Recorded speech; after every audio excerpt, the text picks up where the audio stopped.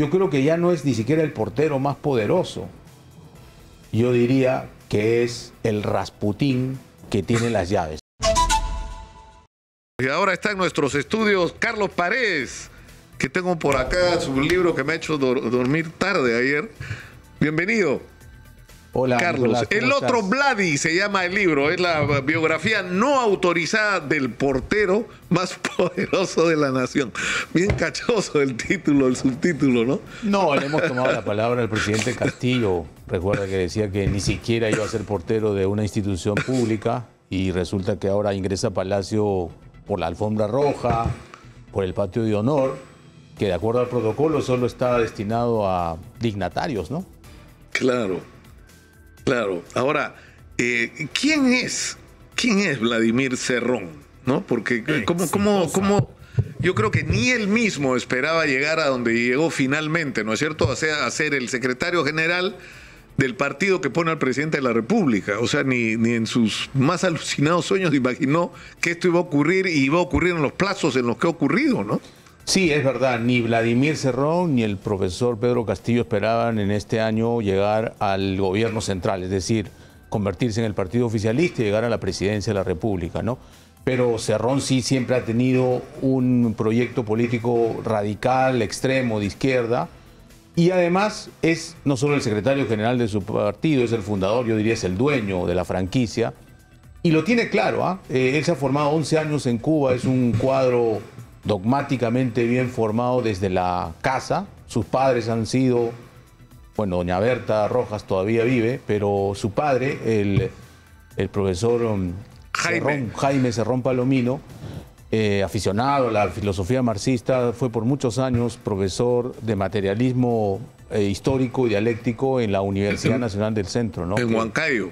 Que ha Claro. sido cuna de muchos mandos políticos y militares de Sendero Luminoso, ¿no? Claro, y que fue objeto, yo me acuerdo de esa época, Carlos, porque yo investigué el tema del comando Rodrigo Franco y la Universidad de Huancayo era probablemente el centro de acción más importante y incluso en determinado momento descubrimos que había un local en la avenida 12 de Mayo en San Isidro donde se produció un encuentro entre la gente ligada, ¿no es cierto?, a este grupo que actuaba en las universidades con gente de inteligencia del Ministerio del Interior donde se procesaba información. O sea, la investigación se tuvo que detener abruptamente por cierta visita que recibí una noche que me convenció de que mejor era dejar el tema por el momento ahí.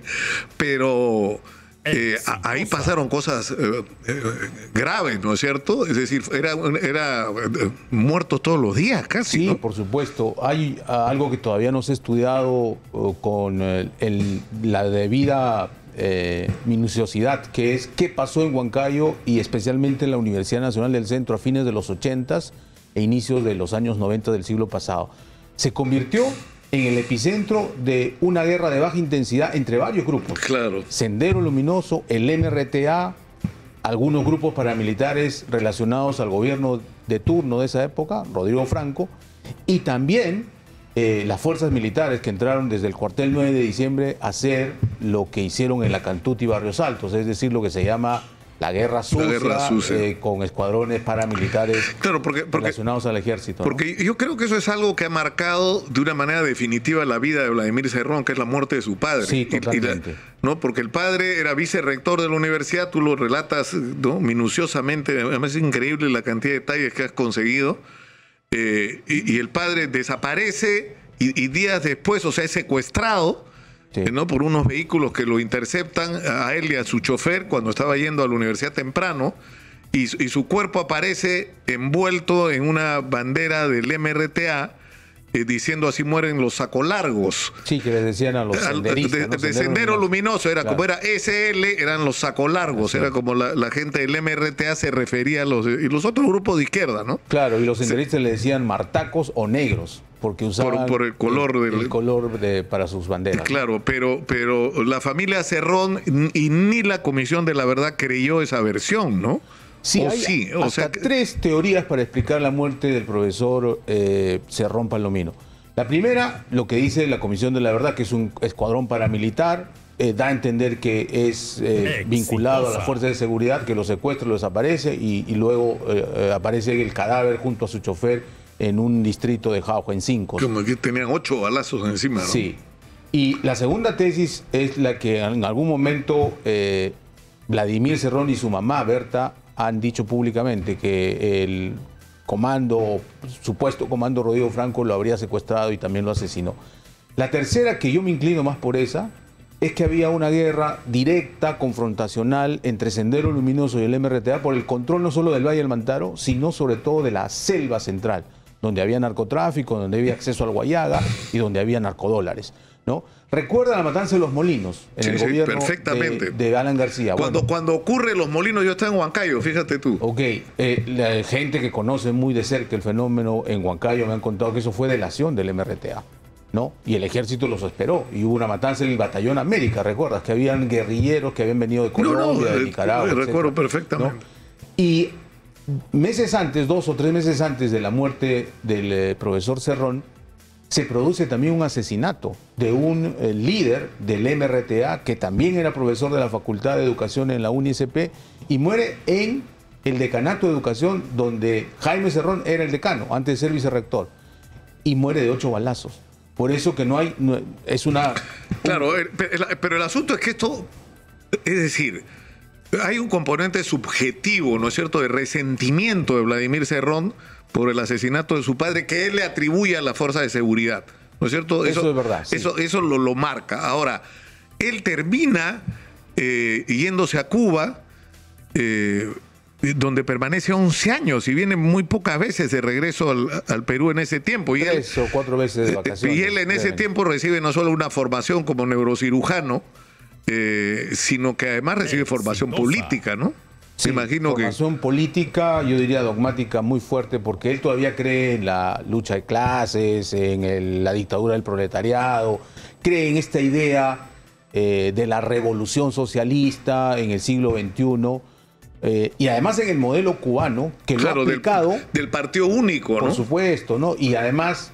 el secretario general siempre termina siendo pues el presidente, por eso él reclama su posición porque es el secretario general. Claro, y una posición leninista, ¿no? Claro, además no hay una separación entre el ejercicio de la política y el poder, es decir, el partido es lo mismo que el gobierno, no sabe dónde comienza el gobierno regional y dónde el partido, ¿no? Sí, para hablar del caso de Junín, ¿no? Y eso es lo que ha hecho en sus 2 gestiones en Junín, la primera desde el 2011 hasta el 2014 y luego la que empezó en el 2019, interrumpida por su sentencia por delitos contra la administración pública.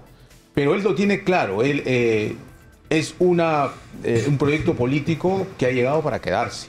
O sea, ellos creen que esto tiene que ser a mediano y largo plazo, que como en Cuba, como en Venezuela, como en Nicaragua de Ortega, incluso como Evo Morales en Bolivia, que extendió contra el propio referéndum, contra la propia constitución que él había impuesto. Y contra parte de su propia gente, hay que decir, ¿ah? Sí, por supuesto. Que no veía con buenos ojos eso de la eternización de una sola persona, ¿no? Pero ahora, esto es importante, tu libro es importante porque esclarece además el tema de Sendero Luminoso, porque hay gente de derechas y ciertos sectores de prensa que no entienden la diferencia. O sea, Cerrón no es senderista.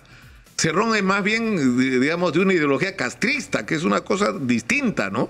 Una visión distinta de la sociedad, de la política, ¿no? Sí, claro, digamos, es marxista, también es leninista, algo de maoísmo también tiene, porque su padre le ha dado eso. Le dio eso. Pero, digamos, el proyecto de lo que él llama revolución es socialista cubana, ¿no? Digamos, en esta idea de reconstruir una sociedad, etcétera. Pero yo digo, con cánones que no corresponden a la realidad ni latinoamericana ni peruana, ¿no? O sea, ahí donde se ha impuesto esta receta ha fracasado estrepitosamente. Ya hemos dado 4 o 5 ejemplos. Ahora, lo que yo creo que también es, Cerrón es un tipo megalómano y he conseguido varias anécdotas que lo describen en plena narcisista, terco, muy radical, y yo creo que ahí va a estribar su fracaso, ¿no? Porque... O sea, él tiene una visión de sí mismo como que él está por alguna razón, y parte de ese componente es una especie de como promesa que debe cumplir con su padre, de ser él algo así como el Fidel Castro del Perú. Digamos, más o menos eso, porque él cree que es eso, ¿no? No es que lo va a hacer, él cree que es, Sí, ¿no? claro. El personaje destinado a conducir los destinos del país, ¿no? Hay un componente mesiánico también, ¿no? O sea, él se cree el elegido, ¿no? Y que además está reivindicando y agarrando la obra de su padre y quiere continuarla, ¿no? Incluso cuando él regresa de Cuba en el año 2001 a Huancayo, además de ejercer la profesión de neurocirujano, él se dedica a escribir hasta 3 libros para reivindicar, digamos, A la Jaime, memoria a de su padre. papá, Sí, sí. ¿no? Y cuenta anécdotas, yo no sé si sean ciertas, pero por ejemplo dice que un día estaba con su padre sentado viendo el río Mantaro y él le pregunta: papá, ¿cuándo van a construir este puente que necesitaban para unir el lado de la ciudad con el valle al otro lado del río, ¿no? De los campesinos productores? Y el papá le dice: cuando tú seas presidente, hijo, ¿no? Y claro, llegó a ser presidente regional, hizo ese puente que le llaman Comuneros, que dicho sea de paso, es un monumento a la corrupción. 10 años han pasado y ese puente aún no está al servicio de los huancaínos. ¿Qué es el otro tema, no es cierto? Es decir, porque ha habido el mito durante muchos años que la derecha era corrupta y la izquierda era decente, ¿no es cierto? El mito se acabó, yo creo que está Hace claro tiempo, para todos, ¿no? hace rato. Pero, es decir, el manejo de Vladimir Cerrón del gobierno regional, o sea, no se inmuta, ¿no? A él le parece que está bien. Es decir, Sí, hay un componente de profundo cinismo y negación de la realidad, ¿no? Su característica principal ha sido, primero, la ineficiencia absoluta. Los funcionarios que lo han acompañado, gente que no tenía la mínima preparación para la gestión pública. Alta corrupción generalizada, empezando por él. Recuerda que él inicia su gobierno en Junín de la mano de Martín Belaúnde del Ocio, que le ayuda en la campaña, le pone un diario a disposición de él, la primera edición regional, además financia parte de su campaña, y desde el día 0 empieza con eso. Él le arma la ceremonia de juramentación en Chongos Bajo, que es el pueblo del padre, y luego hay 3 obras emblemáticas: Puente Comuneros, Puente Eternidad y el Hospital Carrión, que lo maneja desde el principio Martín Belaúnde. estamos con Carlos Paredes, periodista y escritor, creo más que periodista, escritor. Escritor de no ficción. Que acaba de lanzar El Otro Vladi, la historia, la biografía no autorizada del portero más poderoso de la nación. El señor que no iba a ser ni de portero, lo iban a tener en Palacio, Vladimir Cerrón. Y estábamos hablando del libro que cuenta una historia increíble sobre el papel del padre, ¿no es cierto?, en la vida de Vladimir Cerrón, el sello, esa como permanente presencia, ¿no? Su formación en Cuba de 11 años y luego lo que ha venido después, cómo se convierte en gobernador regional. Pero hay una historia que interesa, que es la relación entre Vladimir Cerrón y el profesor Castillo, porque Vladimir Cerrón tiene, no hay que negarlo, olfato. ¿Te acuerdas? ¿No? El tema del hermanón. O sea, Claro. ¿cómo Ricardo Belmont va a ser el candidato del partido de este hombre con esta ideología? Pero bueno, fue pues, ¿no? No, Palacín también es candidato al Congreso por una ideología Y es un hombre, un empresario, Palacín, ¿no? totalmente... No es precisamente liberal, un hombre de diría yo, izquierda, ¿no? digamos. Para ¿no? nada. Sí, él es estratega, eso aprendido en Cuba. Recuerda que antes de... él se presenta como candidato a la presidencia en el año 2016 y se da cuenta que va a fracasar estrepitosamente y se retira de la LID porque iba a perder la inscripción de su partido, que le había costado mucho. Cuando planifica su regreso a las ligas mayores, él intenta unificar a la izquierda más extrema. Se junta con Gregorio Santos, incluso con Verónica Mendoza, hacen 2 convenciones grandes, una en el Cusco, otra en Junín, pero cuando lo sentencian y confirman esa sentencia por negociación incompatible, ese intento se destruye porque Verónica Mendoza, presionada por los medios, deslinda con él, incluso lo maltrata, ¿no? Ahí fracasa su plan de unificar a la izquierda radical porque entendía que era la única manera de tener cierta presencia en la política nacional. Pero llega la pandemia y cambia radicalmente la situación social, política y económica del país, y él lo ha explicado en una entrevista que dio al portal Sudaca, que estaban dadas las condiciones para que una propuesta extremista, ya sea de izquierda o ya sea de derecha, y lo dice la literatura de ciencia política, Nicolás, cuando hay esta multicrisis en cualquier país, de inmediato afloran los extremos. Por eso es que Porqui, en la primera parte de esta campaña, se vislumbró como una alternativa precisamente de extrema y derecha, ¿no? Del otro lado. Pero por sus hierros propios de campaña y del propio candidato, esto se desinfló y aparece la figura del profesor. ¿Pero por qué lo elige a él? Por una razón muy simple. Porque creía que tenía, que a pesar de no estar preparado para asumir la presidencia, sí era un buen candidato, ¿no? En el año del Bicentenario, un rondero, un campesino, un maestro rural, claro, ¿no? Podría reivindicar a un sector importante de los peruanos. Y además, porque había tenido ya cierta visibilidad en la prolongada huelga del 2017 y no era un desconocido para un sector importante, por lo menos de maestros a nivel nacional, y han sido importantes en su campaña, ¿no? Pero obviamente ni Vladimir Cerrón ni Pedro Castillo pensaban que iban a pasar siquiera la segunda vuelta, ¿no? Cerrón lo que quería era conservar la inscripción de su partido y tener una representación parlamentaria, ¿no?, que lo proteja de las múltiples denuncias penales que ya tenía por sus dos gestiones en Junín, ¿no?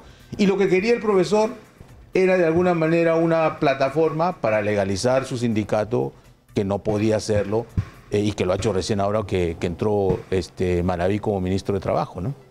Ahora, el tema es cómo es la relación entre ellos. O sea, ¿por qué?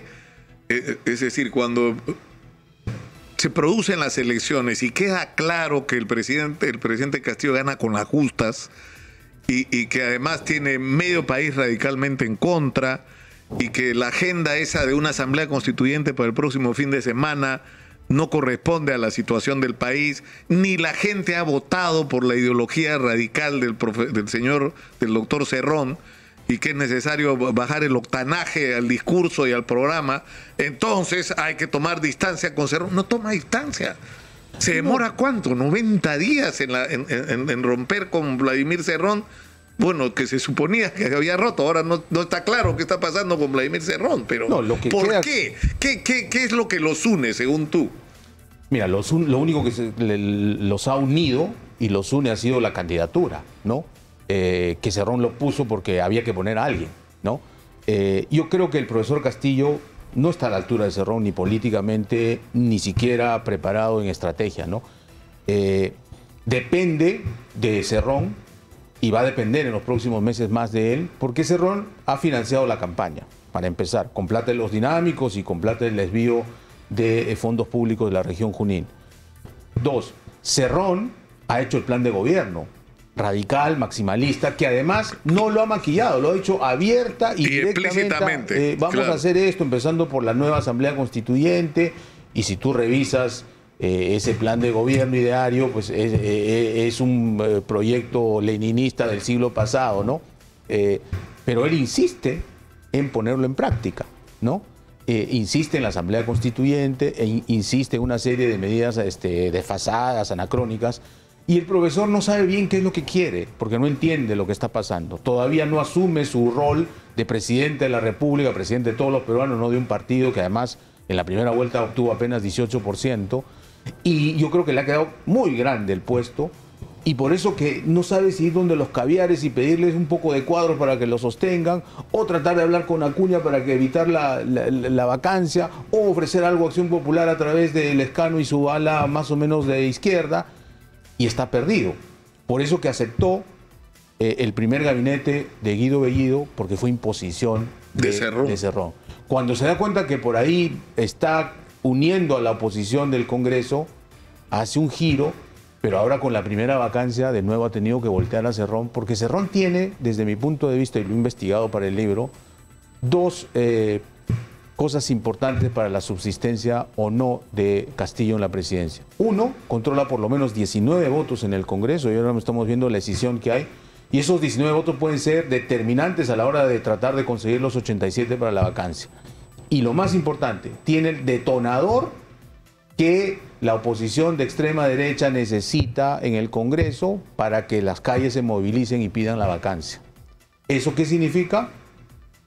Vouchers de depósitos para financiar la campaña, audios que él ha grabado en la primera y en la segunda vuelta de campaña. ¿Tú estás convencido de eso? Por supuesto, y sé quién ha estado ahí, tiene su brazo tecnológico, que es un ingeniero, que le decían Chiclayano, otros le decían El Oso, que hoy está, no ha habido, me han contado que incluso han querido atentar contra su vida, pero también tengo conocimiento de que hay acogidos a la ley de colaboración y también testigos protegidos. En el tema, yo he recibido esa información, de que en el caso de Dinámicos ha habido gente que se ha acogido a la colaboración y que ha dicho cosas que no les habían preguntado. Por supuesto, que ha ido más allá. Es con un fiscal del equipo Lavallato acá que sí tiene intenciones de llegar hasta el final. O sea que ahí se va a producir en cualquier momento un detonante. Si es que Cerrón no lo saca por sí mismo, va a haber alguien que...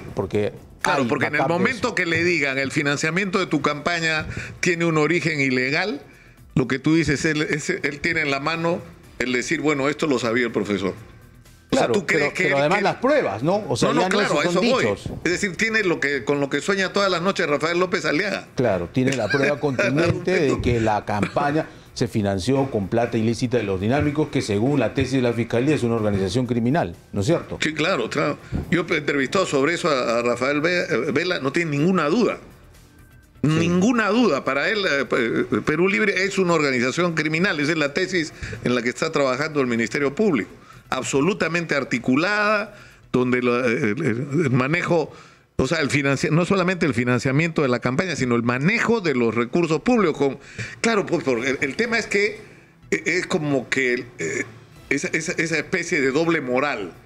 Como tú estás robando, igual que si fueras de derecha, pero tus ideales son, digamos, nobles, todo se justifica, ¿no? La típica del Robin Hood guerrillero, ¿no? Incluso el narcotráfico para el régimen cubano o para el régimen nicaragüense de los Ortega, trabajaban en pared con Pablo Escobar porque su lógica ideológica era vamos a envenenar al enemigo yanqui, la droga tiene que ser para ellos y no para nosotros, ¿no? Y lo que te quería decir es que los Dinámicos del Centro, que efectivamente es una organización criminal, la Fiscalía ha pedido la detención preventiva de 6 de ellos. El juez les ha dado, ahorita hay 6 dinámicos que están fugados, probablemente en Bolivia, pero la misma tesis de la Fiscalía dice que el jefe de esa organización es Vladimir Cerrón Rojas y contra él no hay nada, ninguna medida para ponerlo a buen recaudo, porque sí tiene capacidad de entorpecer la acción de la justicia, la actividad probatoria. Mira, ha querido sobornar a un testigo en un sauna, en otro caso. ¿Qué más ha hecho? No, se está complotando permanentemente con recursos leguleyeros para que no abran lo que hay en su computadora y en los teléfonos que le han incautado. ¿Te das cuenta? Eso me parece que es una responsabilidad en el sistema de administración de justicia, fiscalía y poder judicial. Ahora, tiene que estar tú a lo la que altura. dices, en conclusión, Pedro Castillo no puede prescindir definitiva y rotundamente de Vladimir Cerrón. Yo creo que si de alguien depende en los próximos meses frente a esta coyuntura y esta crisis permanente, con estas nuevas acusaciones incluso de los Dinámicos de Breña, va a depender hoy más que nunca los Dinámicos de Breña. De Vladimir Cerrón. Es decir, ¿tú crees que lo tiene prisionero? Yo creo que ya no es ni siquiera el portero más poderoso. Yo diría que es el Rasputín que tiene las llaves. El que tiene las llaves. Muy buena. Bueno, va a causar como en estuvo el lagarto que dice que no, que lagarto no es. Sí, mira, yo creo que tiene síndrome de abstinencia mediática. El expresidente Vizcarra hace poco ha salido a pedir que, por favor, le administren una dosis más de vacuna porque no pudiera comprar un regalito por Navidad. Por tu culpa, prácticamente. Muy bueno. No. Pero has visto lo que sí. ¿Tenemos el videíto ese, señora Magariño? ¿Tenemos o no tenemos? Ese videíto donde se queja. Yo creo que el Ministerio de Salud debe sincerar la vacunación de Vizcarra y ponerle las 2 dosis de Sinopharm que se puso y la tercera de Pfizer. Es Pero simplemente es la vacunado. realidad, ¿no? Él ya tiene el refuerzo por anticipado, así que está súper inmunizado. Deberían darle su carnet para que transite libremente, vaya a la farmacia, vaya al centro comercial para comprar el presente. Y si se enferma, se pueda hospitalizar, ¿no? Como ha reclamado. Si no tenemos o no lo tenemos. ¿Ah? No habíamos pensado no, están rastreándolo. Esto ya está en venta, ¿no es cierto, Carlos? Sí, ya está en las librerías Ya salió. desde el día jueves, que por una coincidencia fue cumpleaños de Vladimir Cerrón, 51 años, así que Planeta le ha dado un regalo, un presente muy modesto, que ya su biografía no autorizada está disponible en todas las librerías. Esto lo hace, ¿cómo se llama el músico, este chico Julio? Sami, creo, a ver, acá lo tengo. No. A ver, vamos a ponerlo, a ver.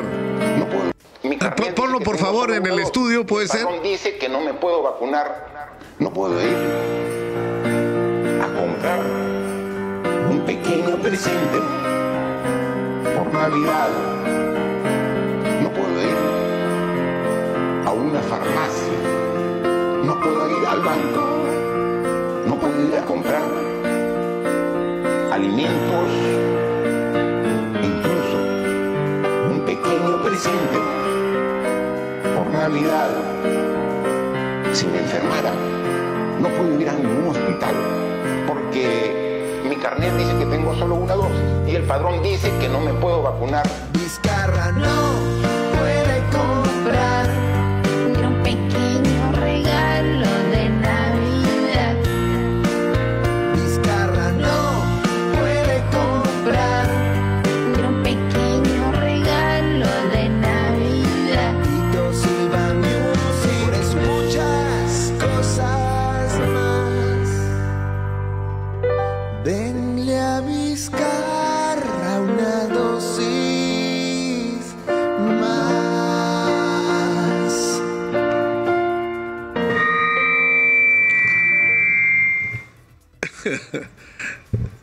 Tito Silva se llama el músico. Muy divertido, ¿no? Pero en fin. No creo que le haya gustado mucho a Yo Vizcarra, creo que pero lo va a ayudar, lo va a ayudar a resolver su tema. Sí, yo creo que va a ser el villancico del año. El tema así del que año. vamos a disfrutarlo en estas fiestas.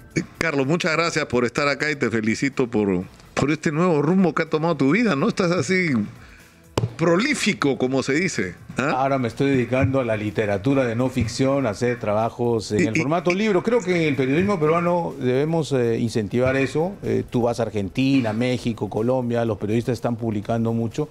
Así que creo que este formato libro nos permite contar las historias en contexto, Claro. concretas, redondas, lo que no nos permite el día a día, ¿no? Claro, y regresas a la investigación en serio, al trabajo minucioso, ¿no es cierto?